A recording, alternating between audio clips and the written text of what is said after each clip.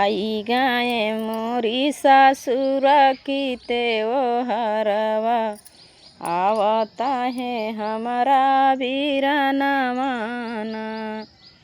कावना भोजनवा बनाऊ मोरी सासु जे हाई हमारा वीराना माना। तालावा में बाटे बहू करे मुआ सगावा ऊंचवा पे चकवाढ़ सगवाना। कोठिला में बाटे बहू सरली कोदाइया बनाऊ ना वही का भतवाना। एतनी बचना जब सुनली बहिनिया हाथवा में लीही बहिनी बाँसे कडेलारिया चली दीही तलवा में खोटई सगवाना।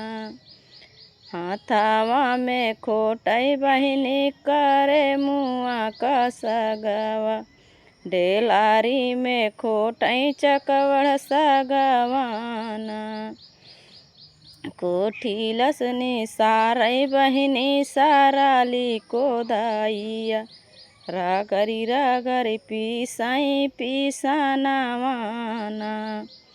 बनाई रसोइया बहिनी की तैयारवा दीही बिछाई चटैया ना।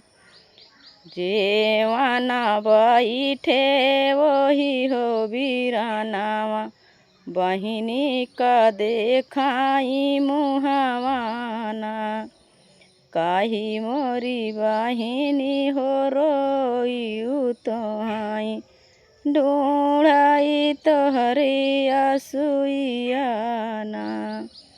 जवानई वीराना खाई दूधया भतवा कैसे खही सरली कोदाइयाना। आई ने राखी कहोते ओ हरवा आई हाई हमारा वीराना माना।